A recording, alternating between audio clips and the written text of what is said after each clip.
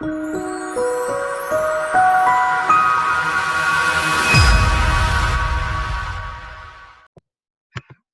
everybody. My name is Mike Ayalon. I am the CEO of Greek University, and I'm going to be hosting this event with Edson O'Neill. He's one of our speakers at Greek University. He's also a proud brother of Alpha Phi Alpha Fraternity Incorporated. Thank you so much to Edson and also Jamie Devin Wilson for coming up with the idea for today's program. The title of this event is Let's Be Honest, We Need Each Other. Our team really wanted to have an overdue conversation on the importance of communication, understanding, and relationships across all fraternity and sorority life councils. So often when we visit campuses, we see these silos happening with each council where there's very little communication and interaction happening between the different councils. So we wanted to speak with some students and some professionals that have seen the benefit of cross-council relationships. So with us today, besides Edson and I, of course, we have representation from all the councils. We'll start with NMGC, the National Multicultural Greek Council. We have with us today Jessica Snell. She is with Lambda Tau Omega Sorority, and also she is the Assistant Director for Leadership Development at Seton Hall. With us from NAPA is Clifford Temprosa. He is from Delta Epsilon Psi Fraternity Incorporated at New York Institute of Technology, and we go way back to NGLA, so I'm super excited Clifford is with us today. Representing IFC, the Interfraternity Council, we have with us Wakens Leonard. He is a member of Tau Kappa Epsilon, and he just graduated from St. Leo University. He was an RA on campus and a very strong student leader, so we're excited to have him with us.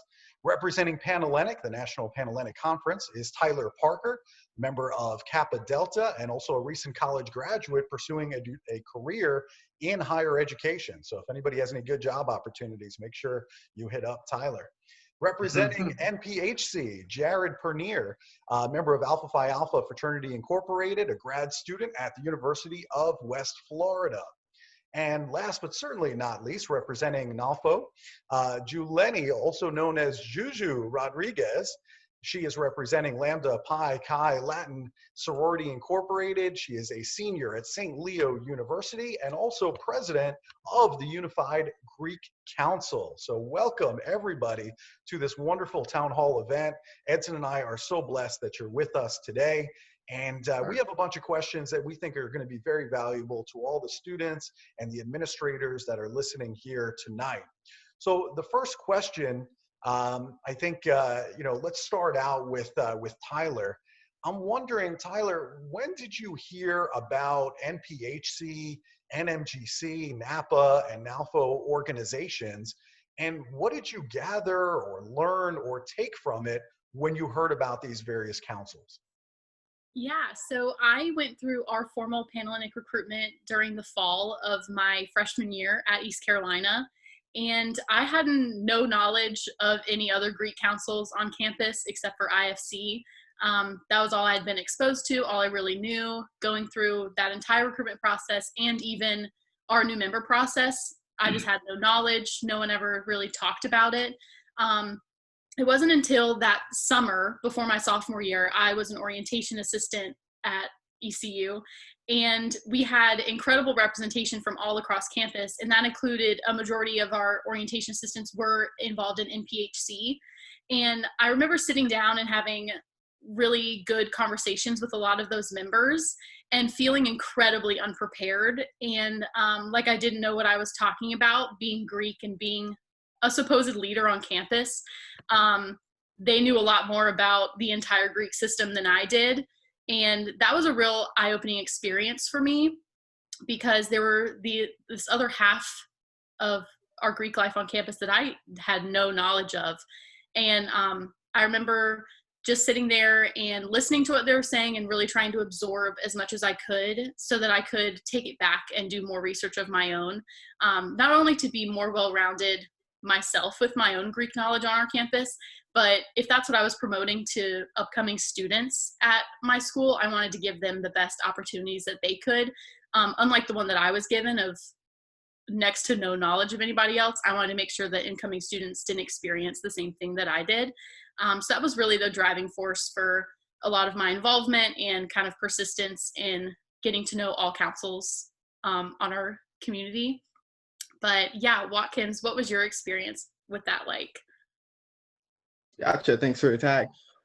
So it's raining in the background, so you might hear some thunder. Just ignore it. You know, it's Florida. That's how it is. So when I first started college, I didn't really hear much. I didn't know much about Greek life in the first place. I'll answer a few of those questions later on in this meeting we're having.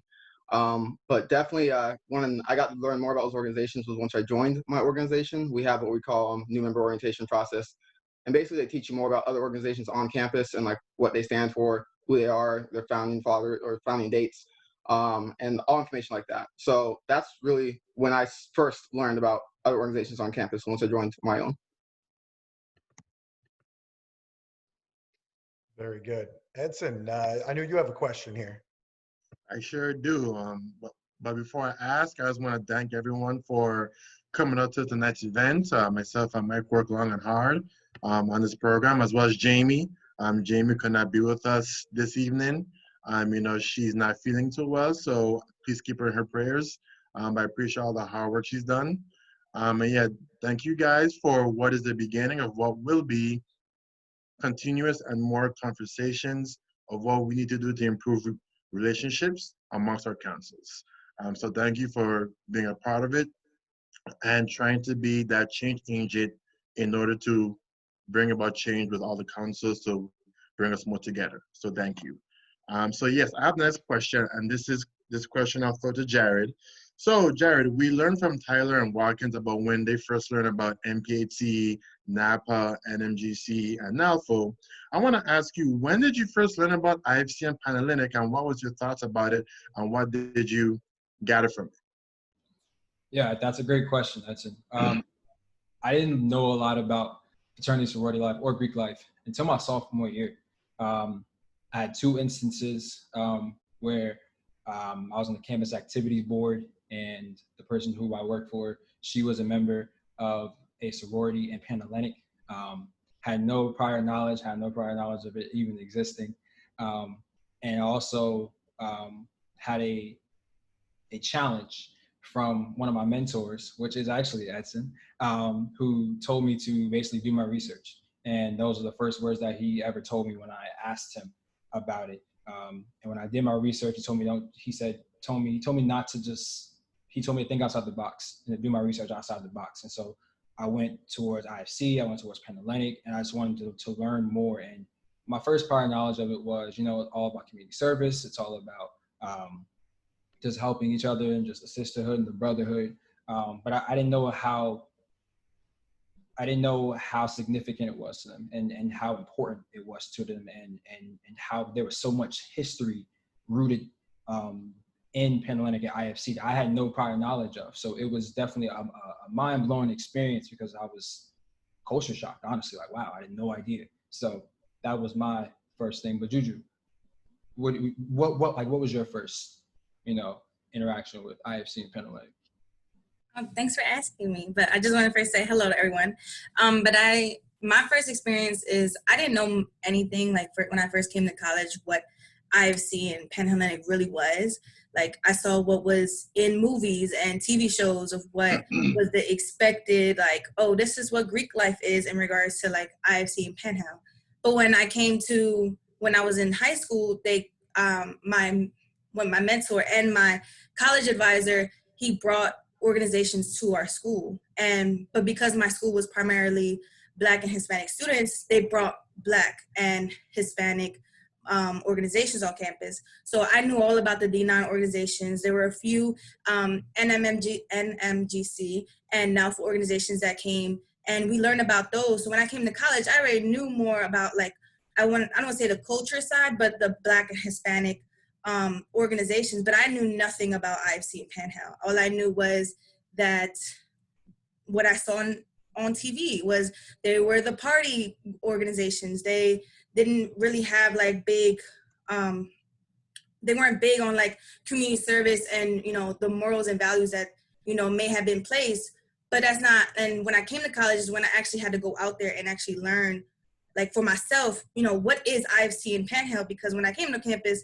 they weren't just partying, they were doing events. They were doing, spreading out their philanthropies and doing community service and doing what they have to do, you know, for the organization to bring people in. So I actually had to go out there myself and learn that, you know, what's on like social media, what's on TV and movies wasn't really what may have been seen right there in front of me when you're in that college experience.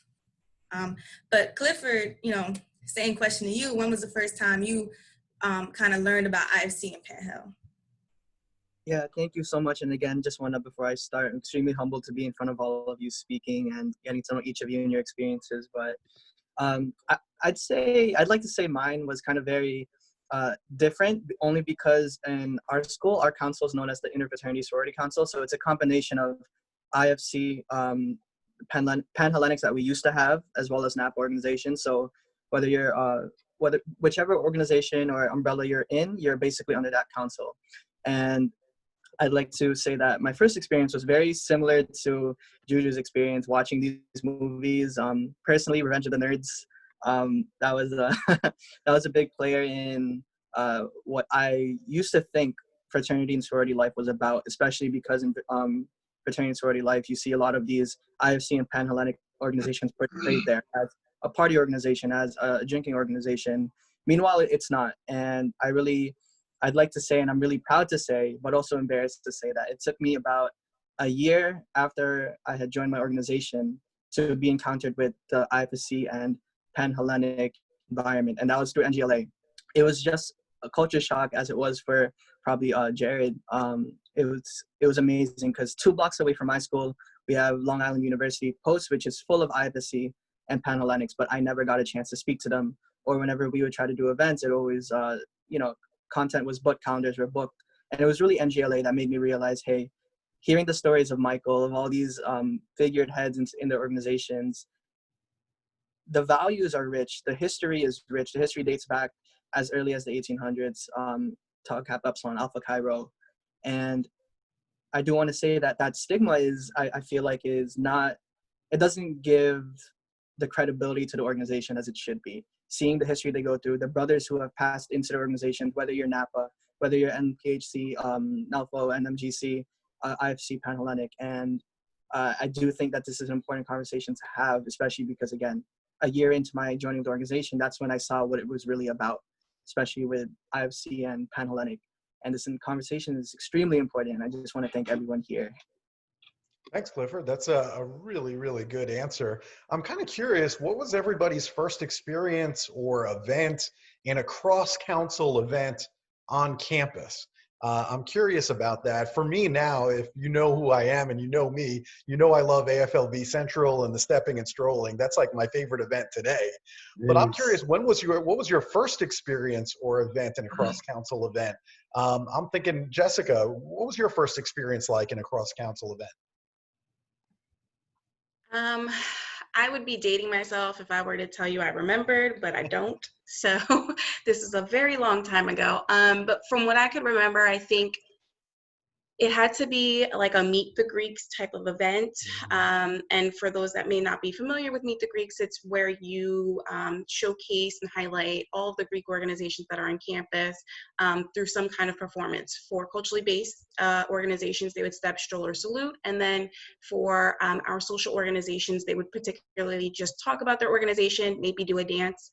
I think the first time I went to a Meet the Greeks event, I saw all the organizations, and I knew prior to arriving to my 4-year institution, because I was a transfer student, that I knew what Greek life was. I had Greek friends, and I kind of knew the culturally based side of things before I knew really about IFC and Panhellenic. And for me, it was interesting to see how that was fluid on our campus and how people were completely different but very similar all at the same time. And it was kind of an eye-opener, but I thought it was a great event and kind of just opened my eyes to outside of that culturally based realm for me. Love it.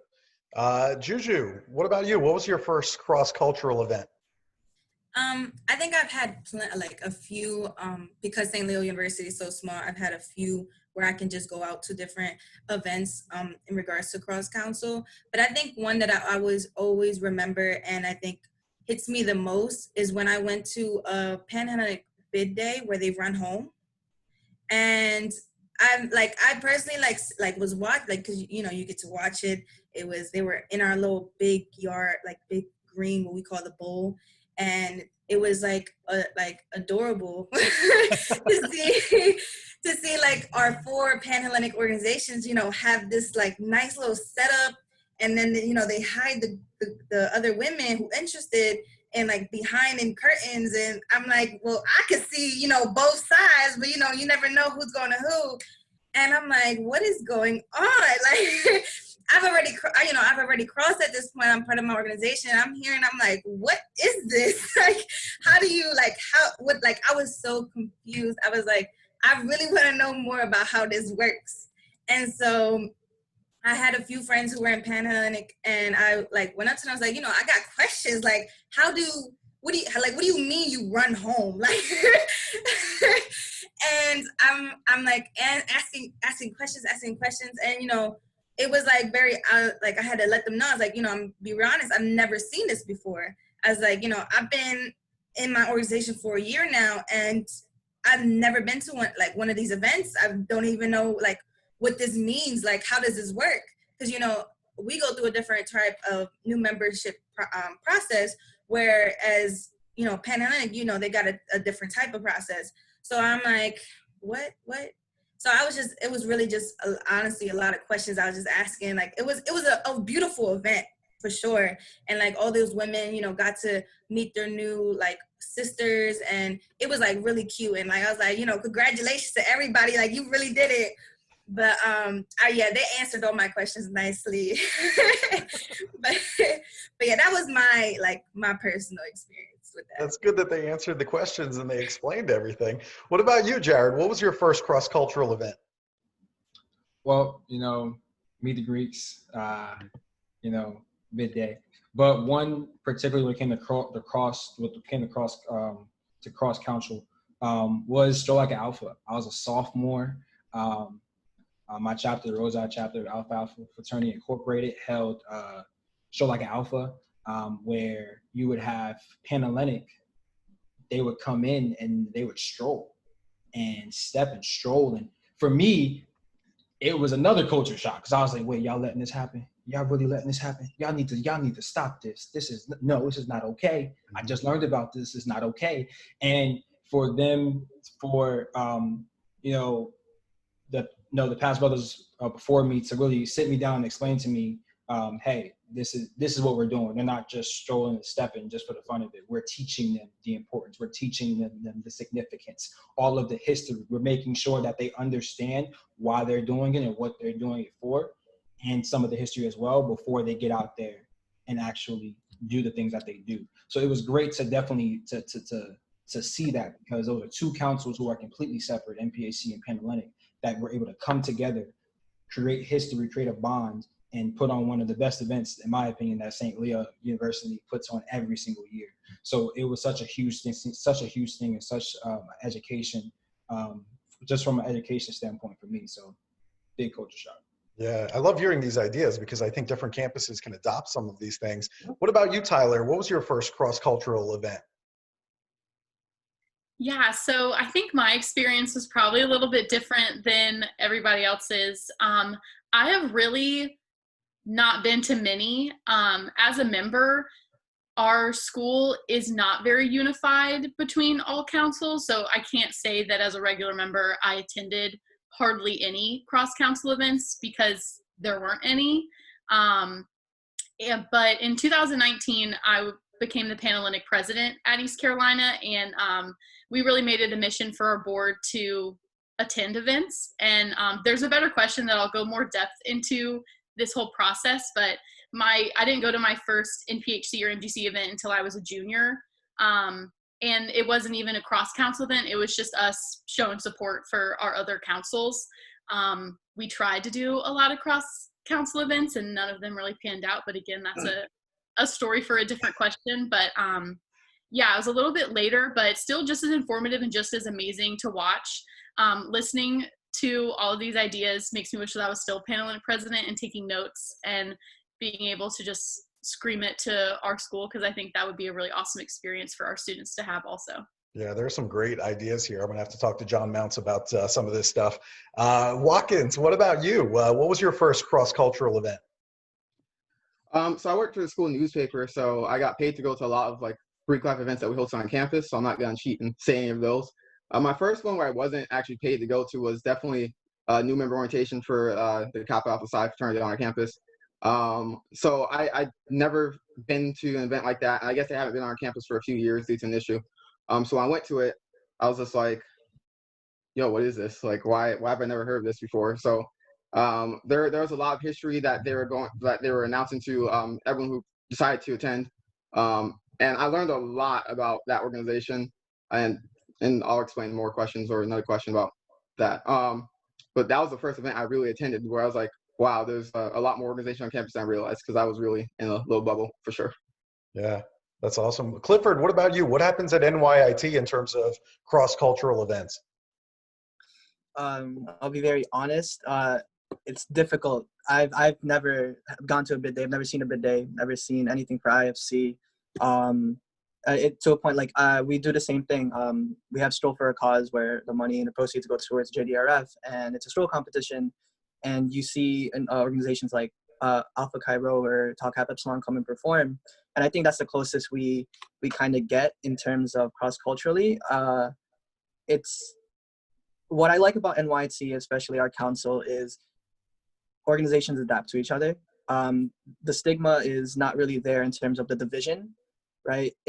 Because of the fact that it's such a small council, such a small community, that all these individuals have to say, hey, we should learn about them. We want to learn about them. They're our classmates. They are our friends. So again, if anyone wants to invite me to watch a bid day, if anyone wants to, anything like that, I am okay with driving to North Carolina or East Carolina, but I'd love to experience it. I really want to experience it. I love the culture behind every single thing, and yeah, invite me if you want to. I love it. All right, Edson. All right, so we did a little soft fluff stuff, so I think we're about to go from 0 to 100 with the next question. It's pretty obvious as what's going on in our country right now with the Black Lives Matter movement and systematic racism and all of our efforts to try to stop it and try to eradicate it and try to be more supportive of people of color. So to my members of NPHC, NALFO, NMGC, and NAPA, JuJu, I'll have you start us off. But have you ever dealt with any form of racism from a member of an IFC or Panhellenic organization or member? I want to first start off saying, like, me personally, I have received racist remarks, even outside of the Greek life, or Greek life specifically on St. Hill campus. And I think when I'm talking specifically about Greek life, I think it affects us all. And so I know when, like with the things I'm about to say, like I'm definitely talking about like more so like Panhell and IFC coming a little towards UGC on this campus. Like for example, there was a higher administration who is part of a Panhellenic organization, who in front of like we have a table event outside of our student activities building, and there was one UGC organization fundraising, and there was another Panhellenic organization representing, and the administration decided to walk by, and I saw this with my own eyes, walk by, give $2 to for the fundraising event of the UGC organization, but then went to the Panhell organization and decided to give them close to $40 in fundraising events for their whatever they were giving back. And personally, to me, I'm like, well, you are one part of this organization, and you're working part of student activity specifically, and you decide to, in front of two organizations who are fundraising for both probably very good reasons, decide to improperly give, like you give one org less than what you give the other. And right there, like, shows like maybe she may not have seen it the way I have seen it, but that was very like messed up, and I don't think that was right.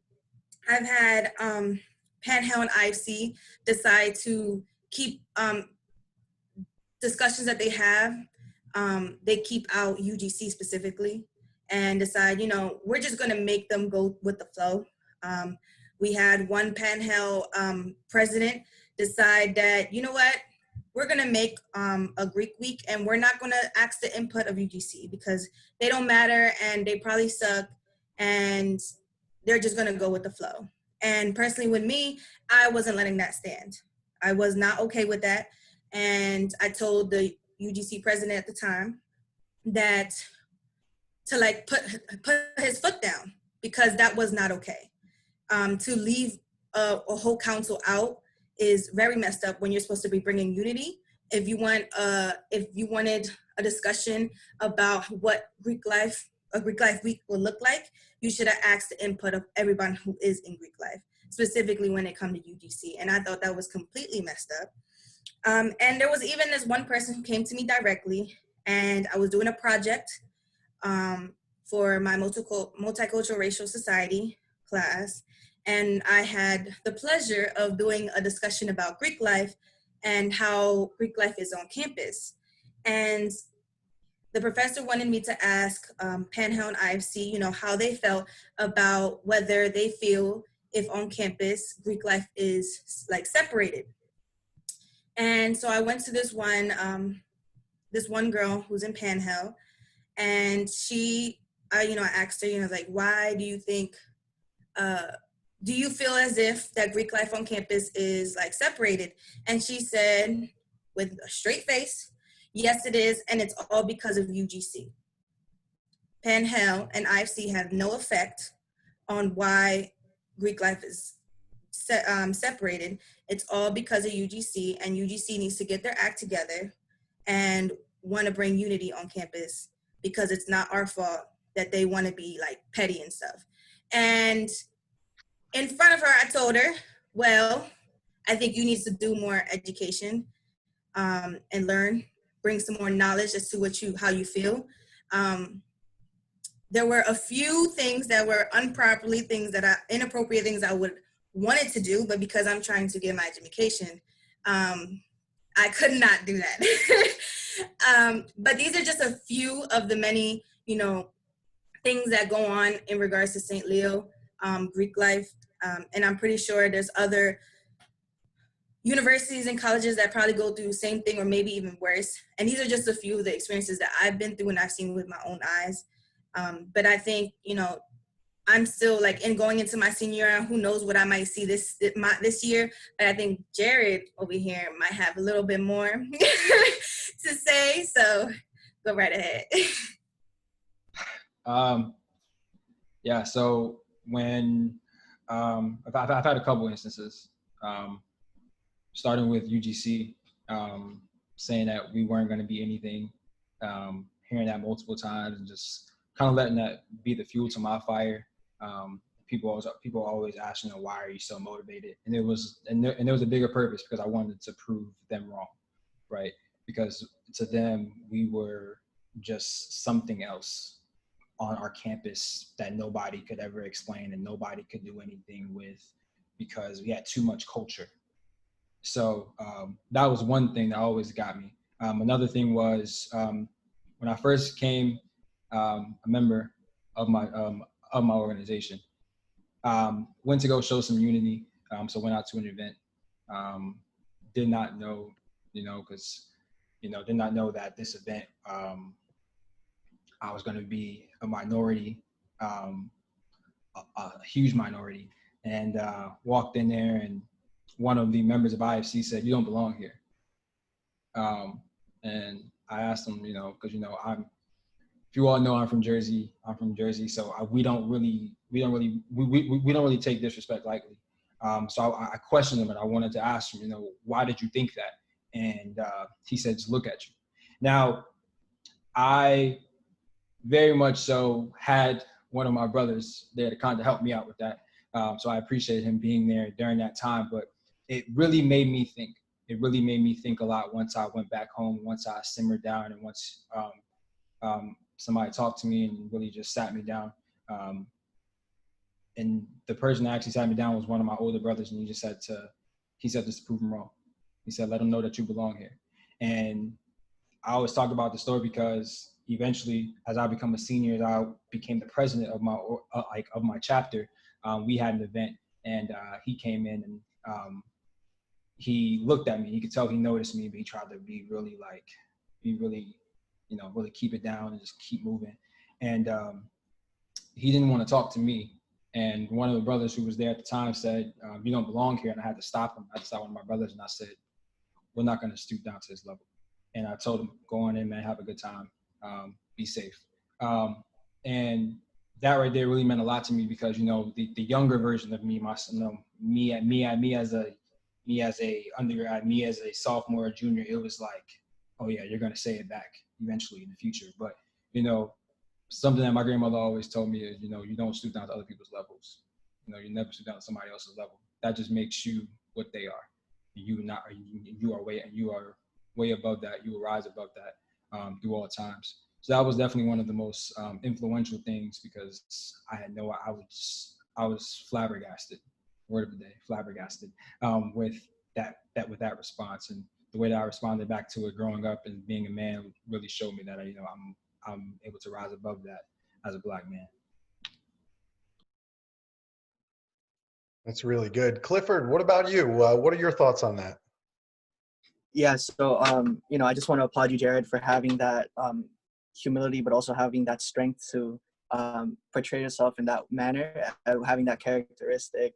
I can relate very similarly to your position in terms of you want to prove the organization's wrong, you want to prove the council's wrong, you want to prove everyone wrong, and showcase what your organization's about. Coming from NGLA, I personally have not felt the racism from an IFSC member, a Panhellenic member. I felt it from an organization, whether that's through their representative or whether that's, you know, and I say that only because there is a stigma. Like, I'm in a South Asian fraternity. I am in NAPA. I've wanted to host and co-host events with Panhellenics and IFCs all the time, especially because literally 20 of them are 2 blocks away from my school, one stoplight down there. And I guess not sure if it's a racism purposely, but whenever I try to contact them, I either don't get a response, I get left unread, this is through Instagram, direct message, or they'll give me an answer that I fully well know is a generic answer. They just want to show professionalism, but they don't mean it. And that kind of professionalism is kind of like, oh yeah, we'll get back to you. You know, I follow up a few weeks later, same answer, until it kind of like dissipates. And I guess that's also a problem, whether it's may or may not be the fault. It's just people are grouped together. You know, I'm Filipino, right? Growing up, I always had pride being with Filipinos, and you know, it's just a stigma that I feel like we need to break, and it takes people like this and again conversations like this to break that stigma. Whether it's racism by accident, racism through microaggression, racism through just fully blatant racism, saying that you don't belong here. And again, it takes one person, it takes one Jared, it takes one Michael, it takes one Stacy to kind of say, hey, this is not what this should be about, and we need to bridge the gaps. We need to build bridges and bridge the gaps between cultures and communities and schools. So again, I really applaud you, Jared, for all of that courage, and it's really amazing to hear that. Yeah, absolutely. Jessica, what do you think? I was actually fortunate enough to really not experience firsthand racism. I would hear sly remarks. I remember one instance, I was asked to be a part of Phi Kappa Tau's pageant and being a part of it. And I remember being backstage with the rest of the women, and you know, everyone's just kind of getting ready and prepping. And as soon as I walked in, you know, it was like, you don't belong here. You know, and just hearing some whispers and looking at me as if, you know, I was an alien in a room full of women.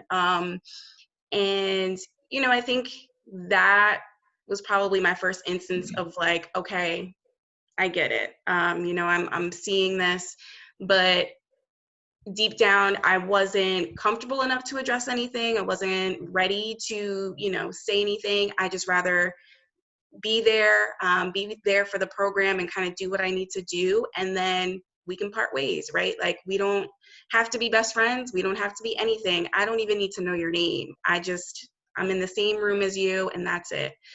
So I kind of just left the slide marks slide for me and kept it moving. But other than that, I really think that for the rest of our campus as an undergrad, we were pretty unified. You always have those bad apples who want to say something or start something, but I never firsthand really gotten anything face to face. I don't know if it was because I was intimidating or what it was, but maybe they just knew better, because at that age I was not ready for anybody's remarks. Yeah, well, thank you so much for the answer, Jessica. Thank you to all the panelists for your honesty. I think that's really important that we talk about this issue. And I'm also curious about it from the other side, from the IFC and Panhellenic side. So maybe Wakens can answer this, being a member of an IFC fraternity. Do you feel that members of NPHC, NMGC, NAPA, NALFO on your campus, do you feel that all of these councils do a good job of educating you on their history and their background?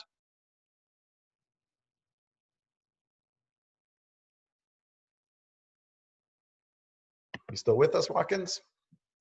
I want to make sure that we get your voice there.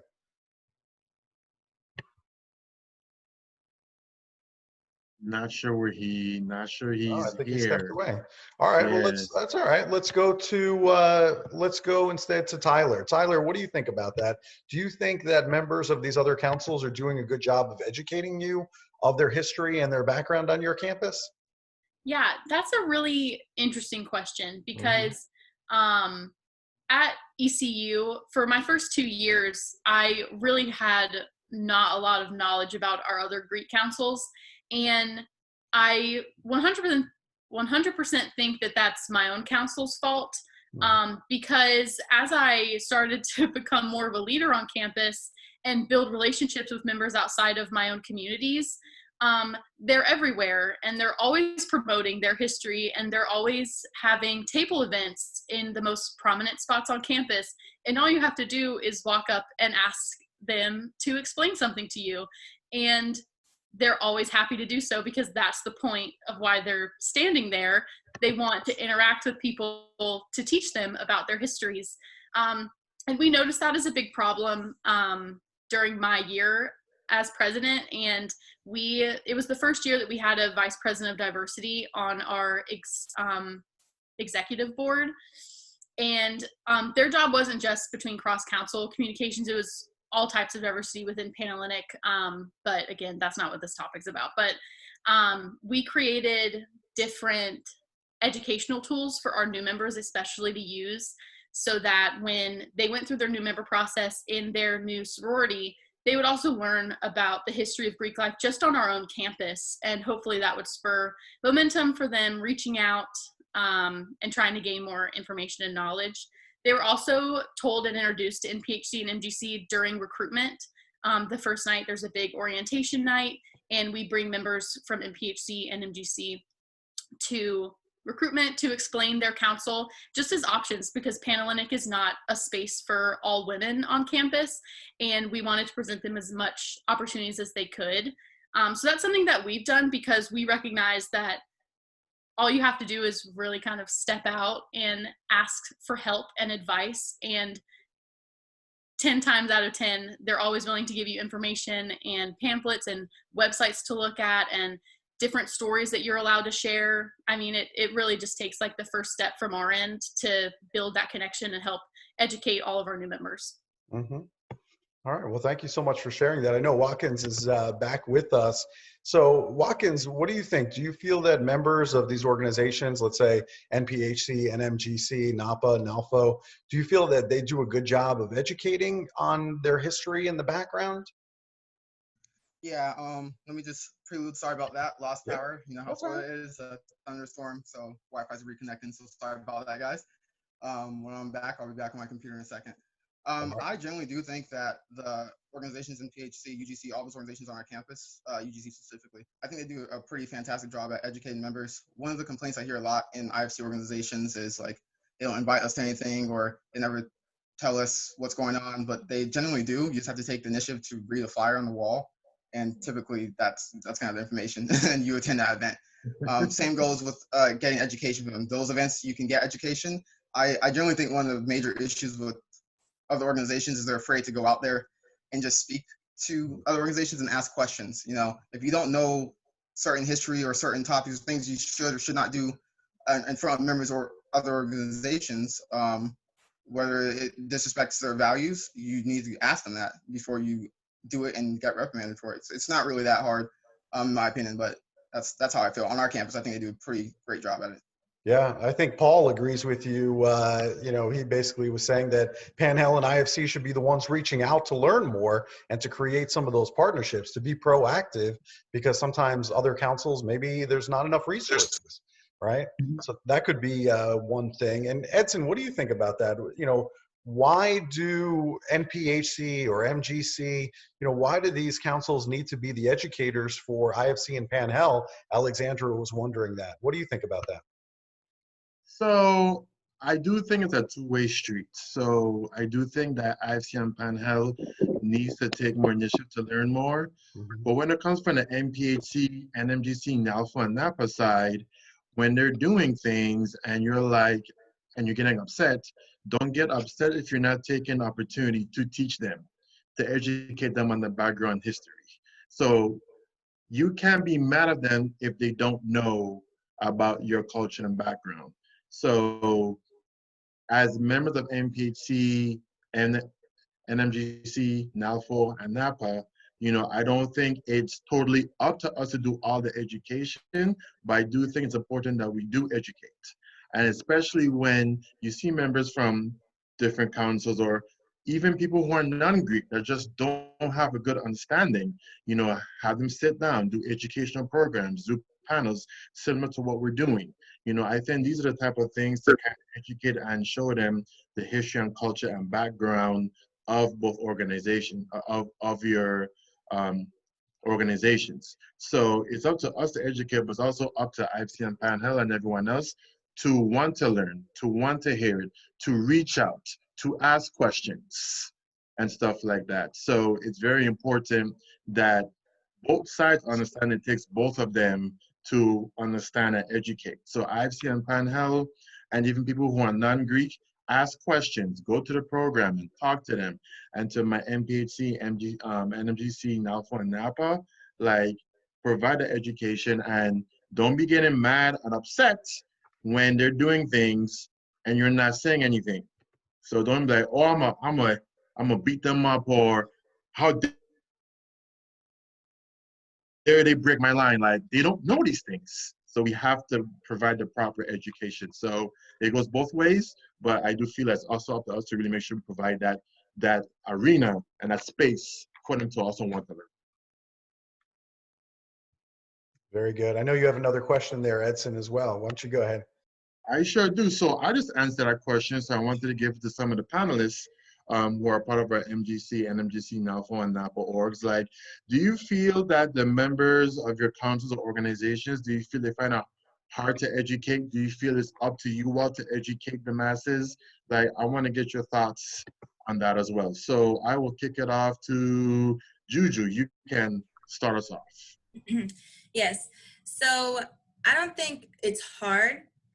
Obviously, I've only experienced Greek life at one university, so I can't. Well, I've seen other Greek lives in other universities, but in regards to the business wise, I've only really worked with, the Greek life at St. Louis University, and I think with the question about does NPHC, NAPA, NALFO, and NMGC truly educate Panhell and IFC and outside non-Greek letter people, students, about the culture and the history.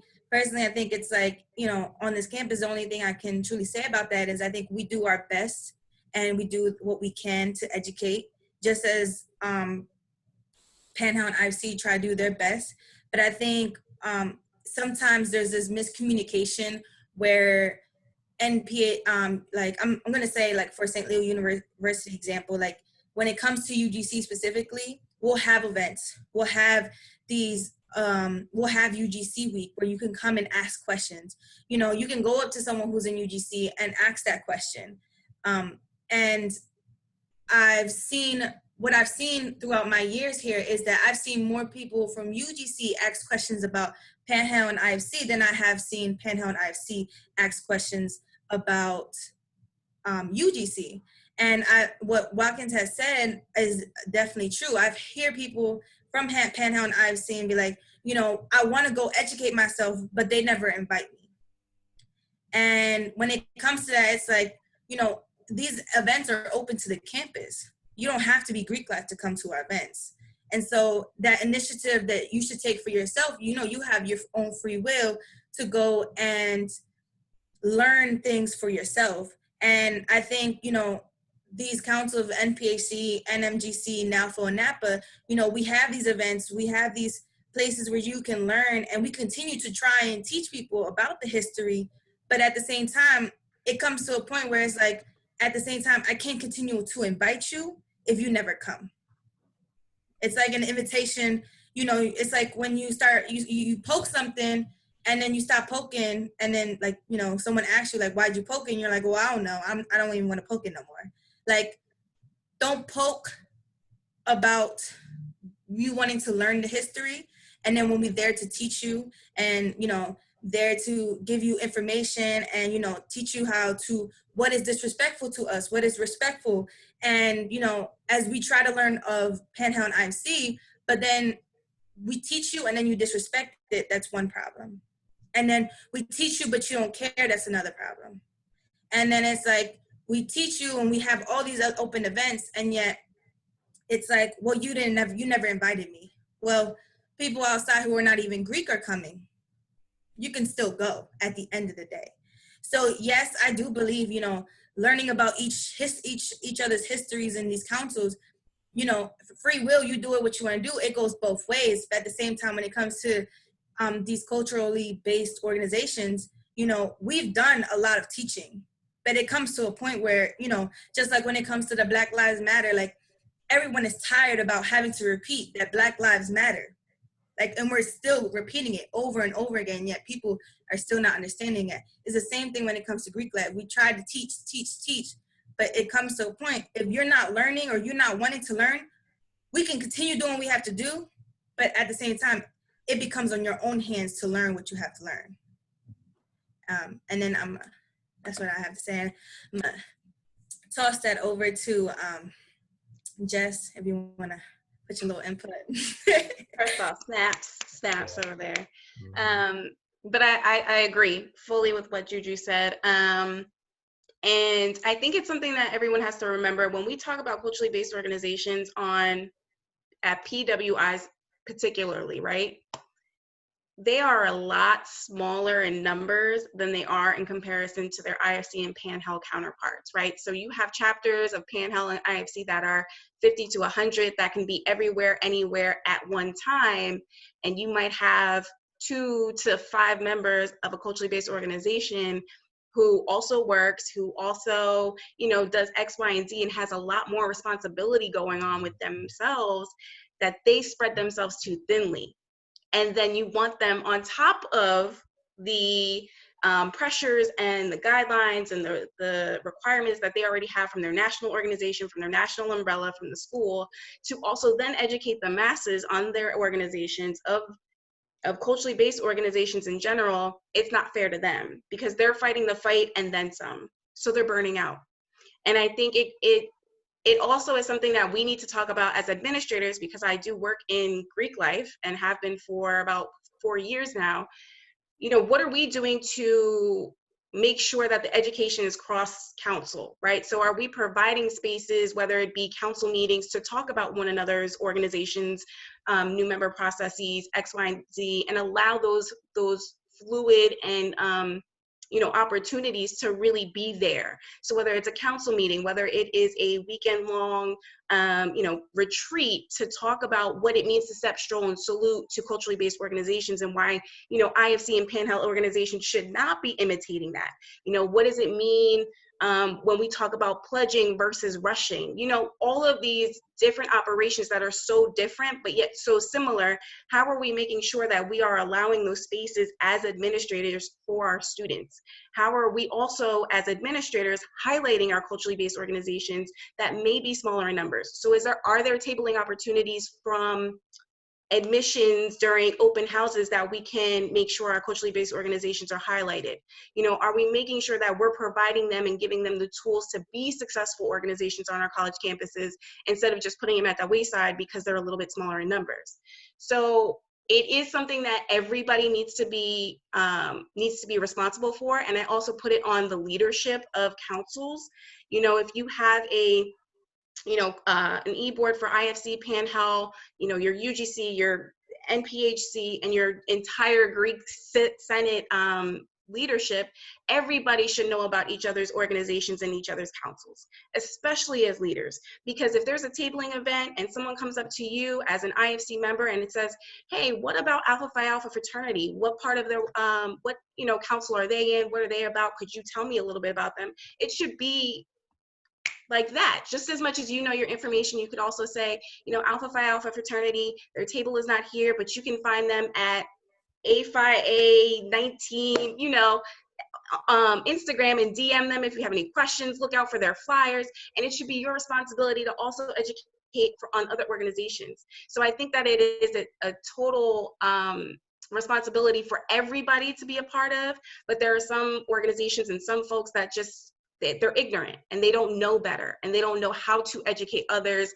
on their organizations. And that's okay, right? Like I said, a lot of folks are burnt out, a lot of folks are spread too thinly, but I want to challenge administrators to also think about, what about our culturally based organizations? What about some of these folks that are burnt out, tired, saying the same thing over and over again? If you see somebody struggling, stop watching them struggle, help them.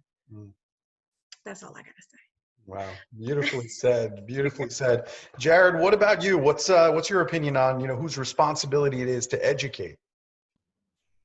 You want me to follow up with them too? Okay. It's kind of hard.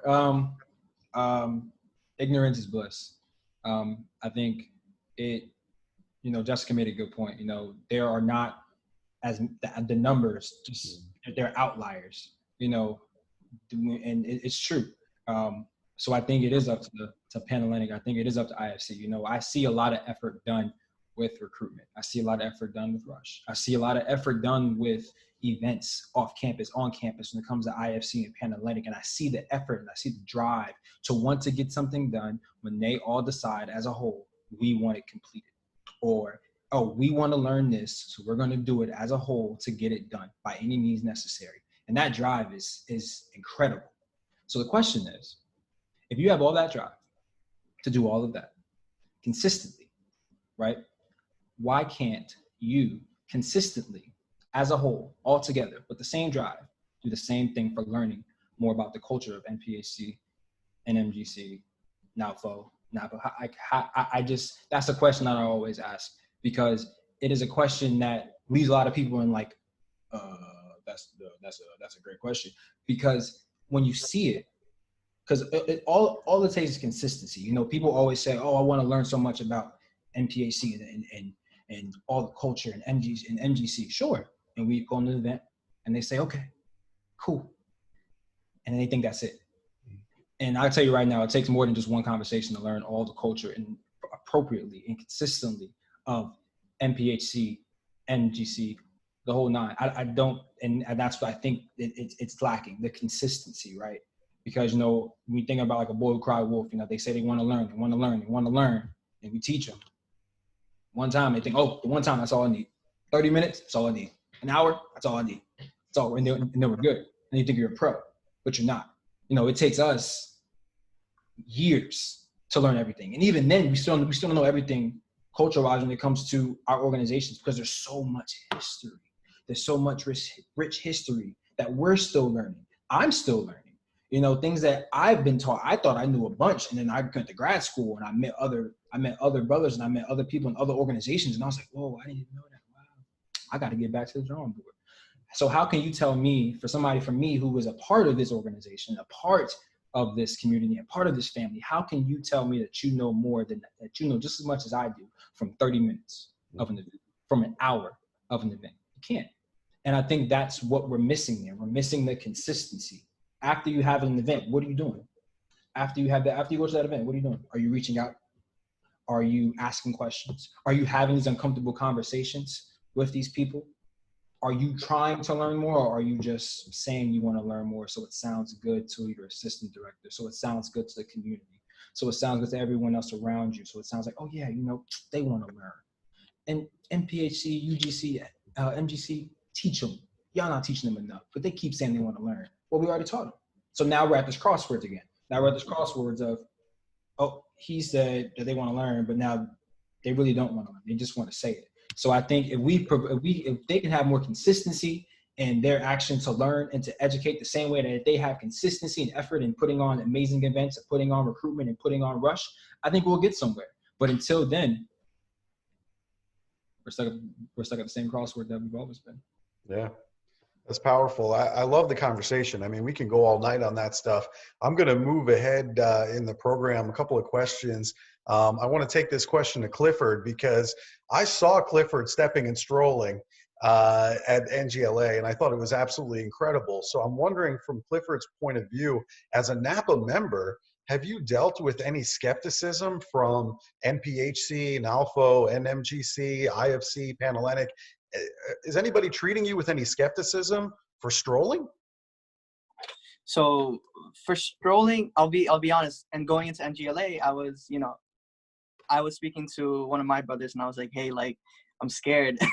First time I've ever been scared performing in my life. And, I grew up as a stepper. I stepped in the Bronx. I stepped at events in my high school, America's Got Talent. And I've never been more scared in my life than stepping in front of members of NPHC, IFC, and Panhellenic. It's not even because of the crowd, but more because it's like, hey, like, you know, if we mess up, we're going to mess up really bad here. And so I wouldn't say it's the skepticism, because after I spoke to them, I still had a lot of nerves, and they were just like, no, like, you guys are amazing. Like, we stroll one way, you stroll a different way. Like, you can tell, like, the culture behind how you stroll is different than us. So no, I don't say there's skepticism. I say there's encouragement to do so, especially from IFC Panhellenic. The one memory I have is, I don't know if you remember, Michael, but I was sitting down. We had just finished the practice. All the teams were done practicing. And then the door gets knocked down by Panhellenic sisters and IFC brothers. And they all just like run to the front. They're all like taking videos and everything. And at that moment, I realized that this is what real community is. It's not about the skepticism. It's not about, it's not there. It's the idea that all these people who join Greek life, or a majority of them, they see this and they see the positive influences of what they've done. They've seen the negative ones, and they've hopefully they've come to terms with it. But they want to encourage the community to do what they do, as long as they know why it's being done. And I think the important part is why it's being done. It's so hard to stroll and step and just say, hey, I'm good at this, but not know the origins of it. It's just like the saying, I'm so proud to be Filipino, but do I know what being Filipino means? Do I know what my family comes from, where my family came from, what happened in the Philippines? So culture, talent, whatever it is, if you know why it's being done, the skepticism will dissipate, because you can give any skeptic the answer to why you're doing it and what's being done.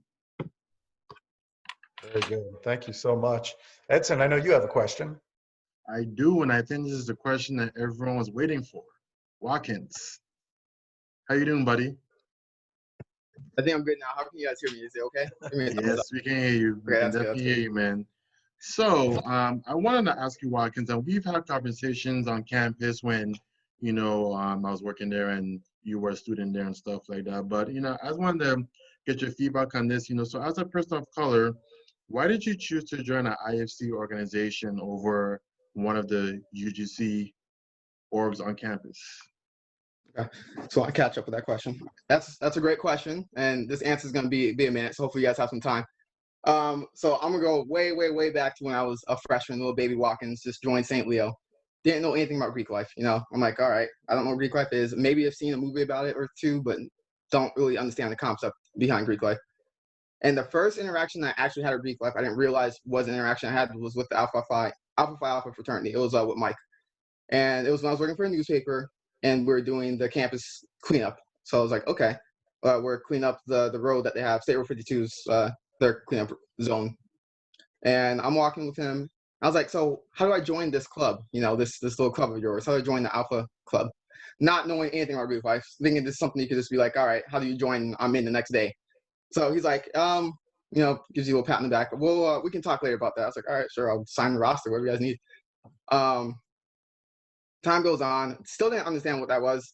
He did email me back for some pictures, but never really like about Greek life or anything like that, because you know, that's not it. So I'm like, all right. Don't really understand Greek life still. Second semester came, and that's when you're allowed to join Greek life at St. Louis University. So I decided, okay, you know, this is interesting. I'm still not into it, but I had a friend who went to college with me, and she had a boyfriend in the fraternity I'm currently in.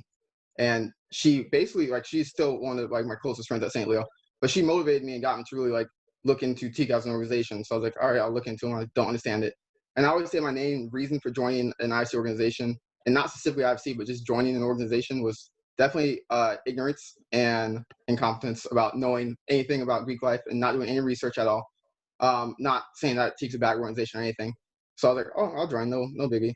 So I joined, go through the entire process, still, you know, not really understanding Greek life, going through the educational process that TIC has. And it was like when I started going more and more into it, when I started realizing that we have organizations, other Greek life organizations on campus, and there are some other ones that actually would have piqued my interest had I joined at a different time. So I was like, okay. Main reason people ask me is like, I definitely said resume building, because that's one of the things I want to do, is like propel myself forward in life, see where I can get to. So Greek life, everyone knows. The common misconception about it is people say you join Greek life to make friends. That's false. Anyone in Greek life knows that. You're not lonely. Anyone on this panel here seems to be very sociable. So we're not in it to make friends. We're in it to usually make connections and propel ourselves further in life. In Greek life, you have many connections with other organizations, other members, across councils and things like that. So that's one of my main motivations for joining an organization. There's definitely more to that question though, correct? Yeah, so the second part of this question, you know, as a person of color, you choose to join a member of IFC, but you talked about learning more about the process and more about the Greek community as you got into TIC and you started to get more involved with campus. So with the knowledge you know now, if you can go back and change things and maybe join a member on UGC org on your campus, would you have joined a different org, or would you still be with TIC? I want to make sure that's not the last question on there before I answer that one. So if with the knowledge I have now of other organizations, to be quite frank and quite honest, during my junior and sophomore year, which is a good chunk of college, everyone knows that there's only 4 years that you really have. I was hating it. Did not want to be in my fraternity at all. There, as a Black member in an IFC organization, I've dealt with racism from my own brothers, and from other members of other IFC organizations. So it was just kind of like, why am I in this organization? It doesn't make any sense to me.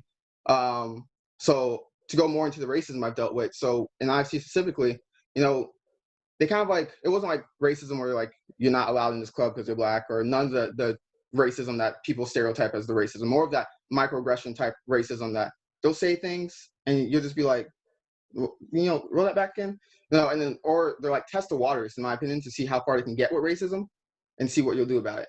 And at the time, you know, I was still joining, so I was a little meek, and I always like regret like not doing more at the beginning, but towards the end is when I started to get more like, all right, this, I'm not dealing with this. So one of the things they'd be like, you know, one of the most racist things that would happen, that was the last straw, turn off the lights, right? I would do a demonstration, but I have more in here, right? They'd be like, where do Watkins go? And you'd be like, what was that? So, and, you know, I always say there's a few members, or maybe like one or two, that were really the aggressors, and everyone else didn't really do anything racist. However, if you're a part of an organization like that, everyone in that organization is racist at the end of the day. Like, if you're going to sit there and watch one of your so-called brothers take racial aggressions from other people and you're not going to really put your foot down and do anything, are you really an ally, you know? So it was at that point where I was like, I can't be in this organization anymore. So I tried to drop letters like multiple times actually. And it got to the firing point where I was like, I'm not dealing with this anymore. So I went over to Edson's office one day and I was like, I need to leave. I had a whole letter written out and I was like, I'm not doing this. And I gave him every single reason as to why I'm not going to be in this fraternity anymore, due to this pure racism I wasn't a fan of. Didn't even tell my brothers about it at the time. I was just like, I'm just going to get out there because I don't have the time for it. There are other few things that really bothered me about my organization on a national level. So if any of my national members are watching, which hopefully they will, during Martin Luther King Day, never from the national organization, not one post about it, never. Not even on Facebook, Instagram, you know. It kind of like felt like the Black Brothers and Teak didn't exist, and there's a good chunk of us, a couple thousand. So it's like, who are we if you're not going to acknowledge us, you know? President's Day, well, they'll definitely get something for President's Day, and you'll get something for every other day, you know, Happy New Year.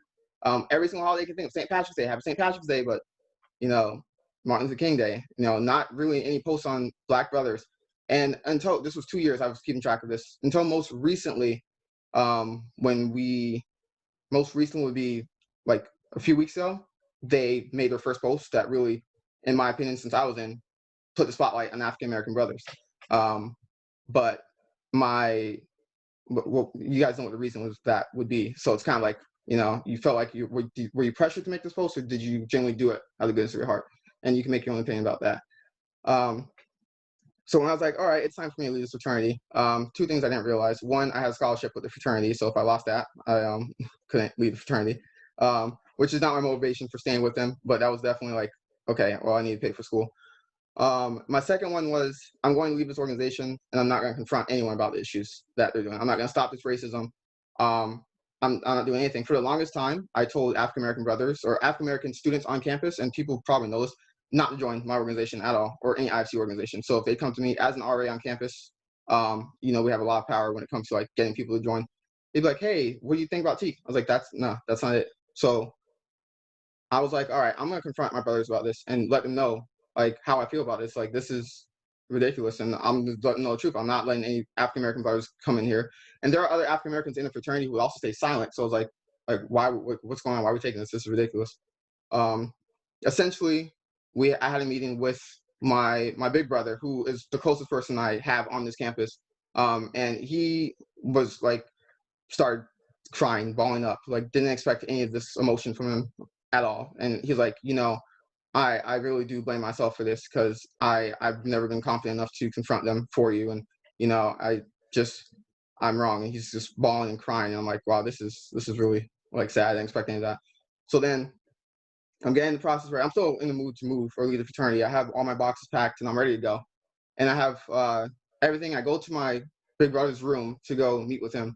And in that room, they have all the fraternity members of color from, I don't know where they found them from Teak. And they sat me down and they're like, you know, we value you as brothers, African-American brothers. We value you in our fraternity. And I know that you are having issues with your local chapter, but on the local level or national level, you have brothers, African-Americans, who we have our own little like Teak group that we look out for each other and things like that.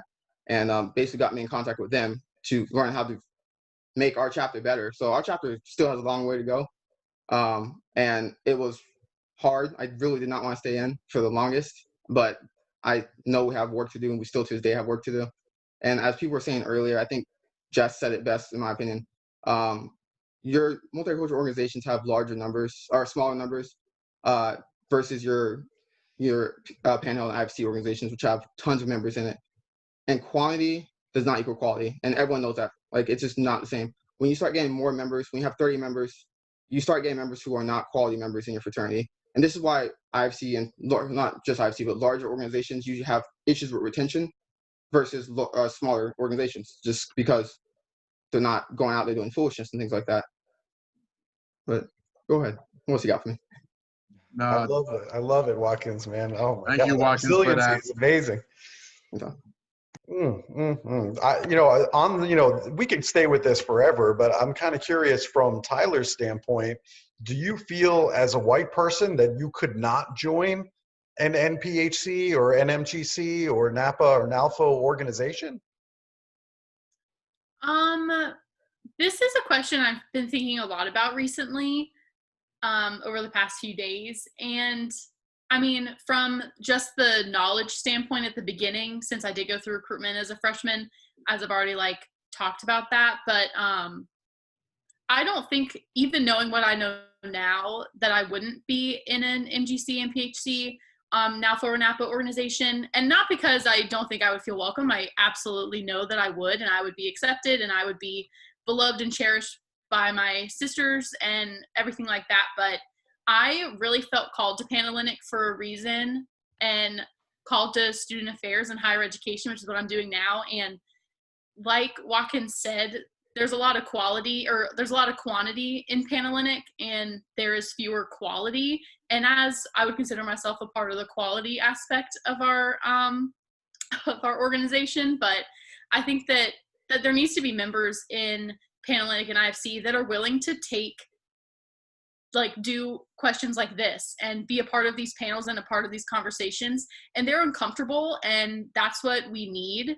And not a lot of our members are willing to do that. And I think that it really takes a majority of Panhellenic and IFC members that are kind of done with this stigma of us being so separated, and done with, like, I hate hearing all these horror stories about probably sisters in my own chapter that have been awful to y'all. And it's just really disheartening. And I think that the biggest change that I could make as a Greek woman and someone that wanted to pursue this as a career is to be amongst the masses that are causing the problem, and try to really promote change from within, instead of, going from without, just personally, for me.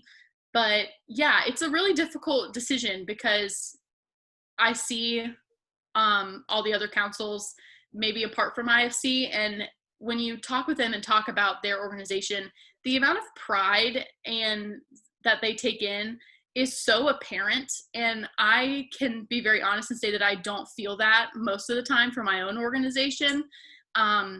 Not because I didn't learn the history, I did, but it doesn't resonate as much with me as I'm sure it does for a lot of other members in different councils. And I think that that's something that needs to change. We don't value our values as much as other councils do. And I think that that's a systematic change within Panhellenic and IFC that needs to change from within ourselves, really, before we see a lot of big change cross councils, which is sad, but we can't help others if we're not helping ourselves first. Thank you, Tyler. All right, Edson, what do you got next? Yeah, so you guys have been amazing, and so you guys have done a really good job answering the questions. So with our panelists, we're going to kind of bring it home with you all. And I think you guys have some questions for myself and Jessica, so definitely want to give some time for that. So I'm going to have you bring it home. So I would like to just ask you guys to conclude, you guys answering the questions. What is advice you'd like to give to the audience about some key initiatives or starting points in order to begin open lines of communication with other councils? Cliff, I'll have you start. Yeah, thank you. So I guess there's 3 things. And one, anyone who wants to invoke change systematically through a movement, through your organization, you need to understand that leadership comes with the territory. It comes with the sacrifice. It comes with the good. It comes with the bad. It comes with the people putting you down. It comes with the people holding you up. It comes with you holding your chin high and you sitting down when you know you need to be humble. So leadership comes with the territory. And just because you get knocked down, just because people aren't answering you, doesn't mean you're not invoking change. Just your action of messaging someone, of your action of asking one brother of, let's say, IFC or Panhellenic, a sister, not as a Greek member, but as a person and as an individual, to say, hey, how is your day going? Hey, what is your major? Hey, I play sports, you play sports. Let's talk about it. I'd say that's the first key. Leadership comes with territory, and remember to strive for humanity. And I'm saying that now. I think that's my catch line: strive for humanity. Because at the end of the day, it doesn't matter. It's just like politics, left, right, IFC, Panhellenic, NAPA, whatever organization you're in, whatever side you lean on. How can you make the person next to you smile at the end of the day? How can you make their day better than what it was yesterday? And I think building the bonds there as a person, as an individual, is what it takes to bring that bottom-to-top change, to change from an individual going into a group of friends, going into a Greek organization, going into a school community, going to society, because it's really like the notion of when an institution or a body says it's okay to happen here, they say it's okay to happen 10 years from now. And all it takes is one person to want to change that and be committed to change that. So to the audience out there, to Instagram, realize that your fight is not wasted, and one word can change the day. It's like out of 100 people who live in a house, or if one person is hungry, out of the 99 people, all it takes is one person. All it takes is that one brother. All it takes is that one sister to feed that hungry person, to not have any injustice in the world. And the third thing, and I think this is the most important thing. So you have leadership comes to territory, you have strive for humanity, and the third thing, you need to take patience and initiative. Again, this is stuff that's been going on for a while. This conversation is overdue. So the patience of it, it's happening now. What strides are you taking to make it happen now? So the initiative that comes with it. The opportunity is here. How do you grasp it? And how do you not just grasp it? How do you make sure that that opportunity is given to anyone else when you pay it forward? And it's exemplified through your organization. And how do you get other people to want to follow you? I believe true leaders are individuals who can walk through a crowd and push through a crowd, get what they want because it's a value that they know that needs to happen. But they don't just keep walking. They turn around and they look at the people who fell down and they pick them up and say, hey, follow me if you want to. And I think we need more people like that. And I think being Greek, being part of Delta Upsilon Psi, being part of all of you being part of your organizations, I think that's the step we need to take. All right, Cliff, appreciate your answer, man. JuJu, what do you want to say? I think I can say a lot. I love to talk. Yes, you do. But I think the only advice that I can honestly give is, I think someone in the chat said it like greatly, was no growth in the comfort zone, no comfort in the growth zone. And I think that's very important. Like, you have to be okay with being uncomfortable. Like what we're discussing now, some people may feel that this is an uncomfortable conversation. And for other people, this may be comfortable simply because we are in different levels of growth of what we understand. And I think when you go to, excuse me, when you're at a university, when you're at a Greek event, when you're working in Greek life, or you're surrounded by an event where Greek life is there, you know, be okay with being uncomfortable. Be okay with learning. Be okay with not being around people who may look or act just like you, because everyone in here is completely different. I'm different from Jared. I'm different from Jess. I'm different from Tyler, Clifford. I'm different from every single person in here, but yet we're all here for a reason. And we're all here to learn something, to explain something, to learn and grow within ourselves. And I think as long as you understand that Greek life is a growth within oneself when you join, it's also a growth when you learn about Greek life itself. So I think definitely just grow, like and definitely do your research. Like that is the best thing anyone has ever said. Like before you join Greek life or even after, do your research. Like there's technology nowadays is widely, like you can find anything on the internet. And if you really want to know something, if you really are truly have the initiative to go out there and figure out like, what is this? What is that? Why is it okay for culturally based organizations to stroke, step, and salute, but not okay for, you know, NPHC and NPHC, Panhellenic and IFC to not stroke or step and salute? You know, where was those differences coming? You know, why do one organization does this? Why do one organization does that? You know, going out there and actually learning, you know, what is that I have to know before I step out in the real world and be like, oh, this is what this is. Oh, this is what that is. And not even know what you're talking about. Because you might disrespect somebody at the other end. So knowledge leads to respect. And honestly, like, I hope everyone just has like a great day and continues being great, and just understand that, you know, everyone has free will in this life. And you know, maybe we can change a few hearts here and there and some knowledge here and there, but always understand that everyone's going to always think just the way they want to think. And we can only make change one step at a time. All right, thank you, JuJu. For all you student affairs professionals, she is graduating and is looking to start her career in higher ed. So if you have any GA ships, holla at your girl. Let me All know, right. let me know. I'm just saying. All right, Jared, what's your thoughts, buddy? You know, JuJu said it best, be comfortable with being uncomfortable. One thing I would say is it's time. It's time. It's time, it's time, it's time.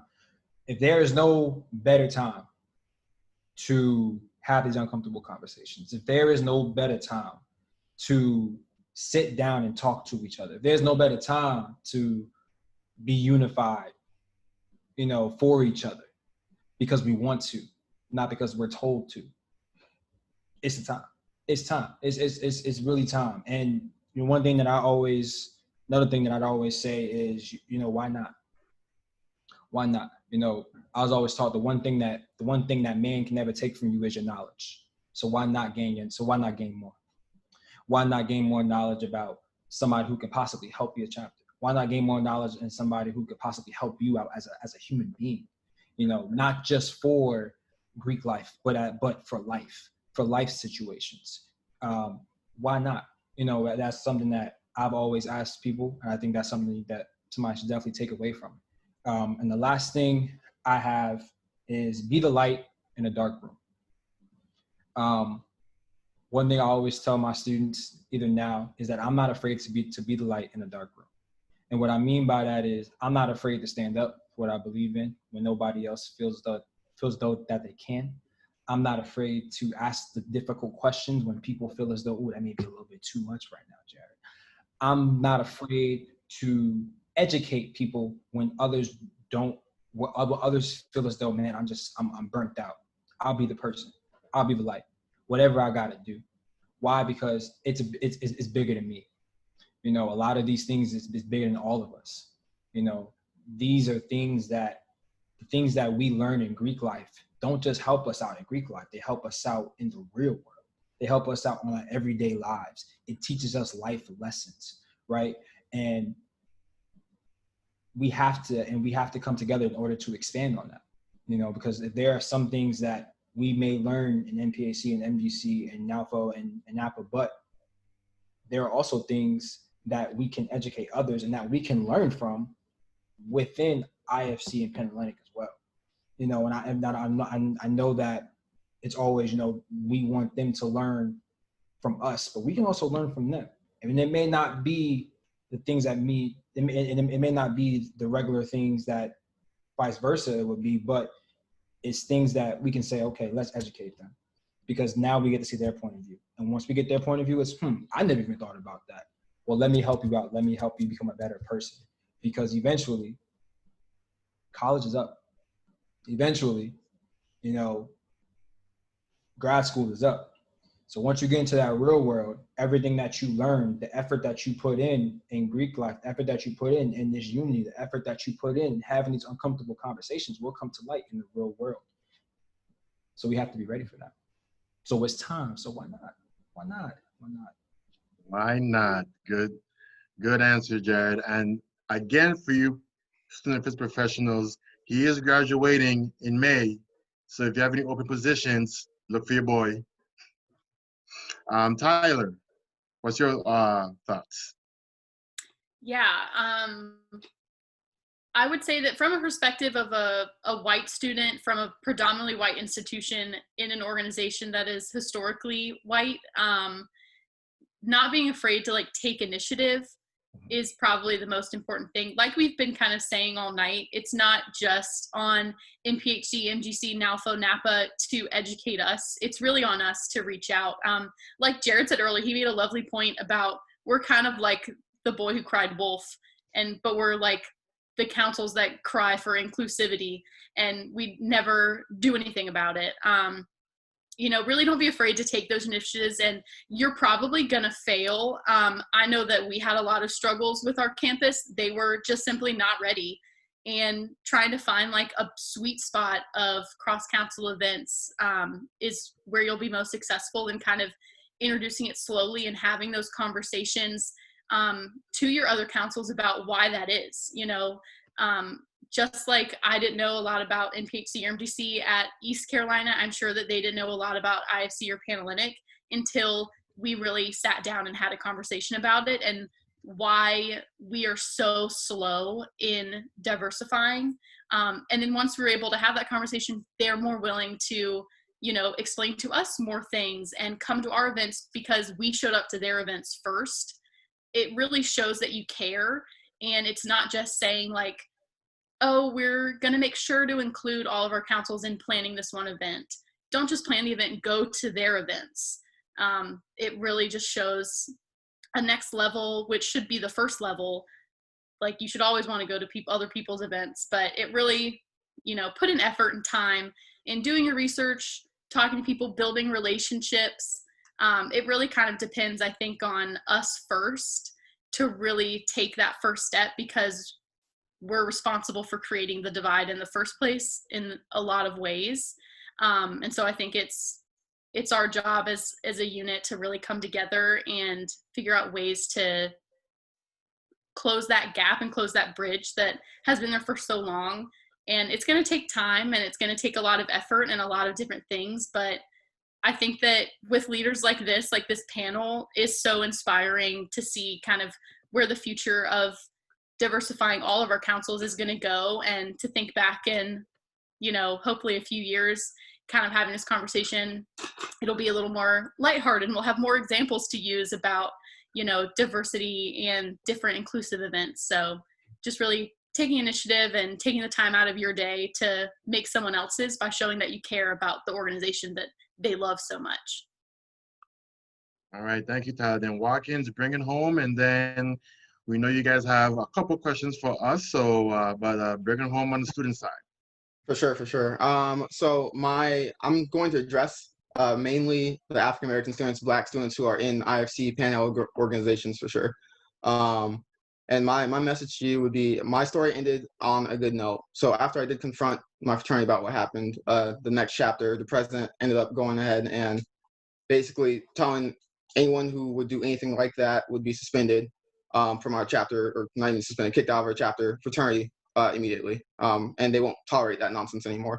It should never have been tolerated in the first place, he said. And he sincerely apologized. And at the end of that chapter, there are brothers crying, apologizing, and all of that. Which it's a good feeling, but you want to see that change happen. So if you're in that position where I was in, where your fraternity is not treating your differences the way they should, do what you can to change it. But remember, it's not your job to change them. If they're not going to change, the organization is not for you, right? So I stayed in my organization because they're willing to change, and they're going to continue to change as long as I'm in it. If I leave and something else happens, then I'm not afraid to say that I don't want to represent an organization that is racist, continually racist. So one of the big things I also have is a question we all should ask ourselves is, why do our letters change us after we get the letters? You know, before we join letters, most people are friends. You don't even know, like, for example, when panel organizations have their run home week or run home day, they don't, not most of the time at St. Leo, they spend the whole week bonding together, like spent the whole week becoming friends and things like that. It's like afterwards they shift and like become enemies, even within the same council. So it's kind of like, why are our letters changing who we are, who we were before we had them on? Like, we're all on the same team. We're all in Greek life. And at the end of the day, we all need to fight to keep Greek life alive, because you guys know everyone who's not in Greek life is trying to get rid of Greek life. So it's not us against each other. It's us against, I don't want to say them, but we want to keep it alive, you know, because it has so much benefits that people don't see. We're not just about partying. We're not just about going out and drinking. That's not the thing. I know many organizations on our campus are out there just to genuinely connect with people. I know people from FBI and other government organizations I want to get into from my own organization. And so it's every other organization on our campus. And that's one of the big things I have. So like everyone's been saying, have those uncomfortable conversations. And again, for the Black members, people of color who are in organizations and are struggling with racism, do what you can. That is reasonable. If it's not for you, it's not for you. Don't be afraid to leave. That's all I got. Thank you, Wakens, for that, man. I appreciate all of you and the questions and how powerful your answers were today. So I thank you guys so much for your responses and being part of the panel today. But I do know y'all had a couple of questions for myself and Jessica. Now, because we're kind of low on time, we're gonna not be able to ask all the questions, but I do want us to get through a couple. So Jared, I know you had a question for myself and Jessica. Go ahead and. Absolutely. All right. So as advisors, from your experience, where do you feel is the main issue, right? Where's the main issue in the gap of communication between the councils?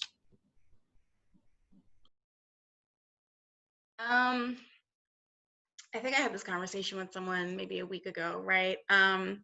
As advisors, some of us are a one-man team, and some of us are fortunate enough to have multiple folks helping us with the Greek life system, but it should not just fall on the school, right? It should not fall on administrators who are already struggling enough to, divide their time between organizations and councils.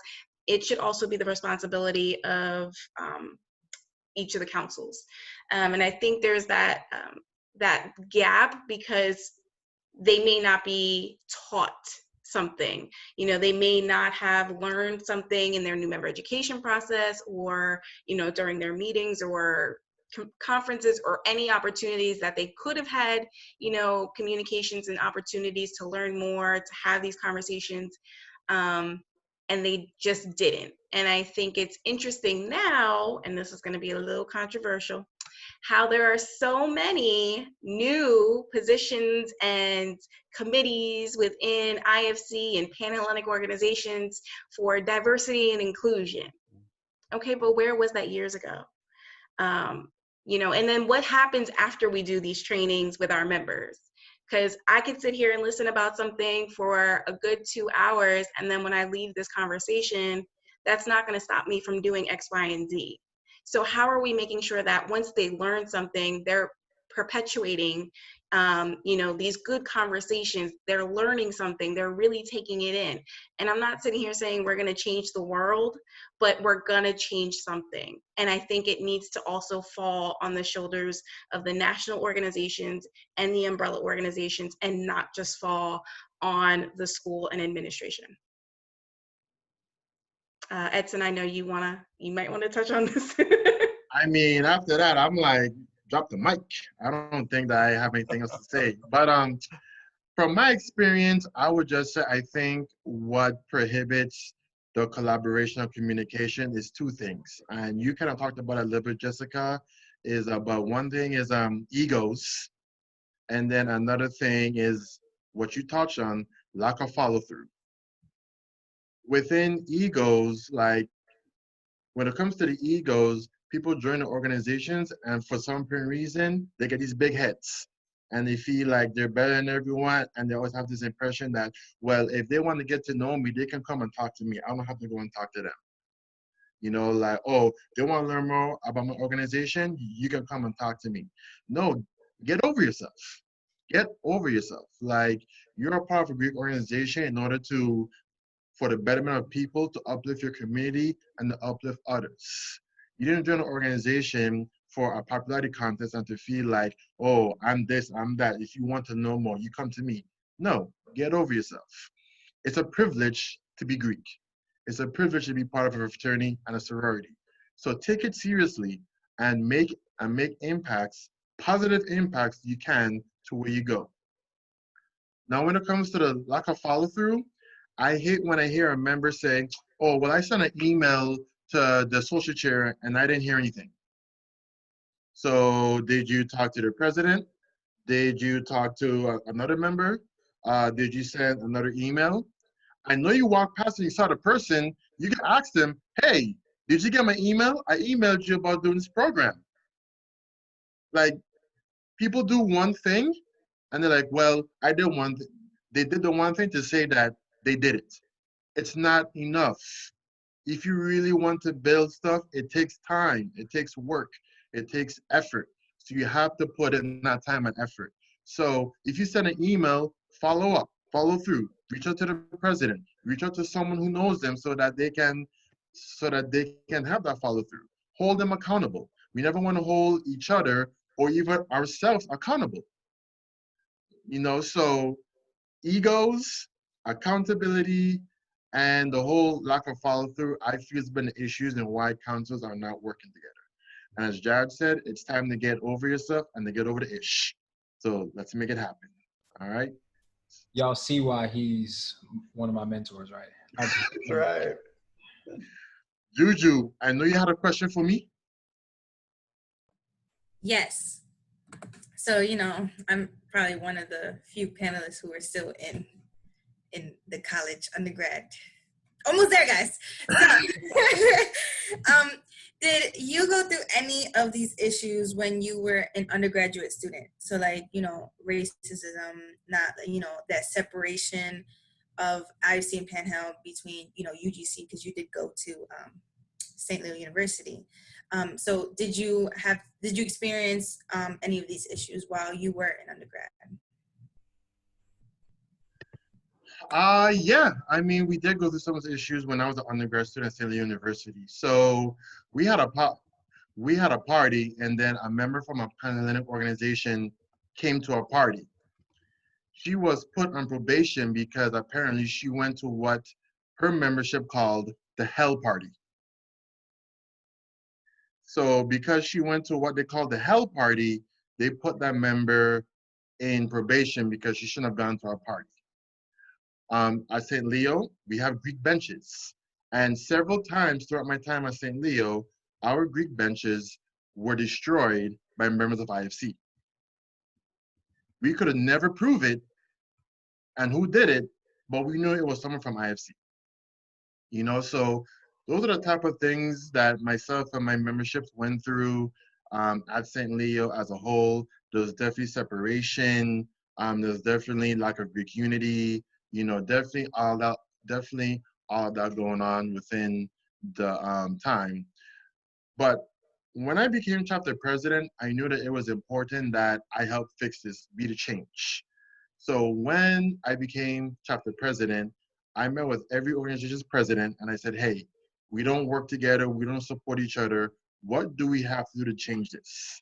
And they were like, no, we don't have no problem. We don't have any issues. We love you guys. BS. It's okay. You don't have to be upfront with me, but I know I took the initiative. But it didn't stop there. I continued asking questions. And not only did I kept asking questions, I made myself, my chapter members, go to the events. So I remember we went at Wakens, we went to a TIC event. And the members were like, what are you guys doing here? I said, we're here to support your guys' event. They were like, really? Like, yes, we're here to support your event. Can we come? Can we not come? Like, they were so shocked, you know, but like we went to the event, we started going to other IFC and Panhellenic events, and then you started to see, they started coming to our events. They started asking, hey, can we do a program together? You know, so it started to change. And then at the end of the year, all chapters voted for us to win Fraternity of the Year because they said out of all the chapters, you guys made the best effort to really build relationships. And you guys did an awesome job this year. But they really appreciate the fact that we took the initiative and the time to really build relationships and to help build the community. So again, I can do it, you all can do it, anybody can do it. It takes effort. Don't stop. Don't just do one time and say, well, I tried. Keep going. If it's worth fighting for, you're gonna fight for it until you can't fight no more. So keep going for it. All right, so Jared, I know you had one more question to wrap us up. All right, this is great. All right, last question. If there is one thing you want the audience to take away from this program, right? What would it be and why? I want to start with you, Jessica, and then we'll tag in Edson.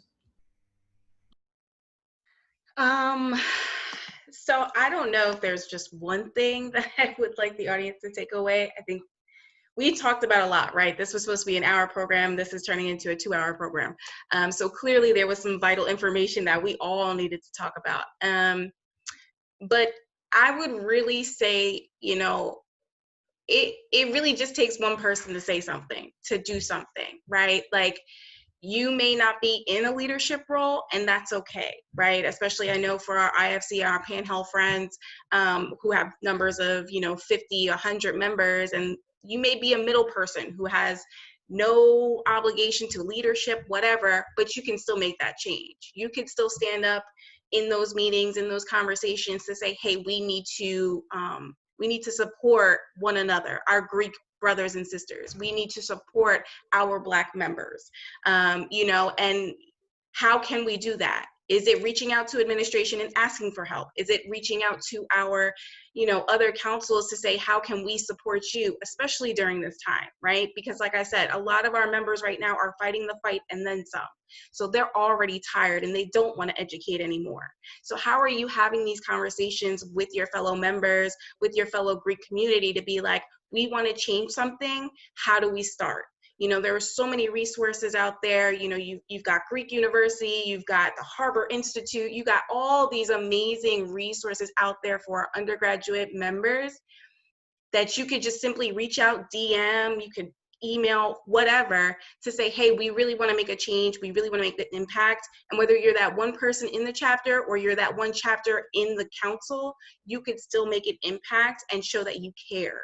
And I think that's really important for people to remember. When you stay silent, you're continuing and you're perpetuating the systematic racism that's going on your campuses.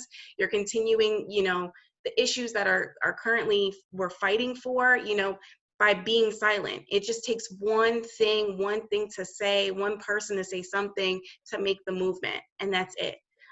So really, please make sure that you speak out, that you start making some of these connections. And yes, it's going to be uncomfortable, but there has never been comfortability in making a change, right? Like, we can't stay comfortable for long. We need to be uncomfortable, because I can tell you right now, as a person of color, and for many people of color, we've been uncomfortable for a while, plain and simple. And now it's your turn. Dr. Mac, again, I don't know if I can come back from that, but again, to echo what Jessica said, there just can't be one thing to take away. And you guys who know me know I always go multiple ways and share a lot of stuff and ideas and stuff like that. But yeah, if there's anything that I want you guys to take away from the program, is that it's time. So we keep talking about there's no Greek unity. We keep talking about there's lack of sisterhood, lack of brotherhood, this and that, but we're not doing anything about it. If you want change, be about it. Be the change agent. Don't be scared. Take the chance, take the risk.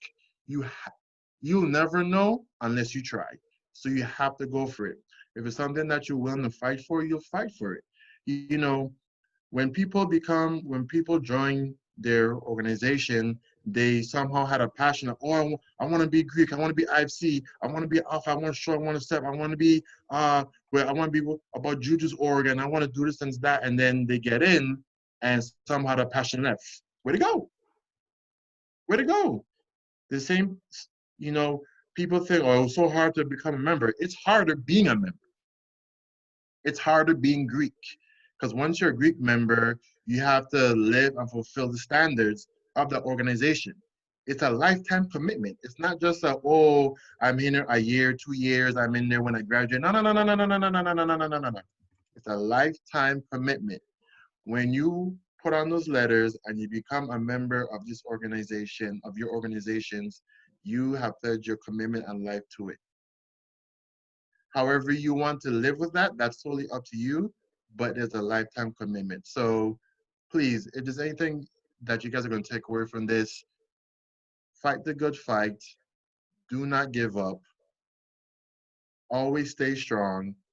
To my members of IC and Panhellenic, please support people of color in your organizations, and don't just bring in one Black person and say, oh, see, we like Black people, so we have one in our chapter.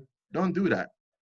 Bring more in. You guys talk about being more diverse and you want to support people of color, then be it.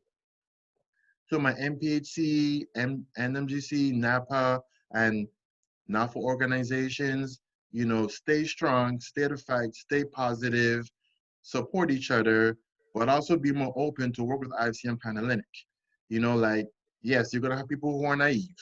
You're going to have people that are just not going to get it, but it's important to build allies. We had a member who was close with Jared and JuJu, and whenever they strolled, he would clear the way for them, and he would tell his brothers, hey, they're strolling, don't do anything crazy, because he knew JuJu and Jared build that ally. So he served as an ally to help support them, as well as educating and supporting his chapter. So build allies and really support each other. And there's a lot more that I can say, but you know, I don't want to keep you up for too long, you know, but again, thank y'all for everything. This is going to be the beginning of what will be more conversations. You know, there might have been things that you guys have heard that you got, there's probably things you guys thought that we should have talked more of. There's probably things you guys felt that we should have talked about. There's definitely questions. We have more questions, but because of time, we couldn't ask all of them. You know, and I know some were like, oh, I didn't get to answer that question. Like, you know, maybe at a future event, we'll get to it. But this is the start of what will be many conversations. And, you know, so don't think that we didn't talk about everything. We couldn't. Like, look, Jessica said, this program is supposed to be an hour, and we're almost 2 hours in. So, and again, we had more questions to ask. We had to cut them. So this is going to be the beginning of what will be more conversations. We hope that you guys join us for the ride. And don't talk the talk, walk the walk. Be about it. Be about action. Don't talk about it. If you want to talk about change and you want to do anything about it, stop wasting my time, get out my face. Period. Period. If you really want to be about change, let's get together and let's make it happen. You know, I support and I love Mike to death. I told Mike, I said, Mike, is this something that I want to do? He said, Edson, let's go. Let's go. You know, and, you know, Jamie was supposed to be here with us, hopefully she gets better. But Mike stepped in and said, you know, I'll help you co-host. That's the type of support that we need, and just stepping in and being able to work with one another. So I'm done. Because if I don't stop, I'll keep talking. So I'm done. Mike, you take it. Wonderful. Thank you all so much for participating. I know you've given up a lot of your time tonight. Please like and share this video. We're going to get this out on our YouTube channel later tonight, and it's also going to be on our podcast, Fraternity Foodie, so be sure to check that out. And be on the lookout. I think every week we're going to have really cool events, so we hope you join us next week for our next event. You're going to have to tune in to see what it is that we're going to be cooking up. Thanks so much, everybody. Have a wonderful night.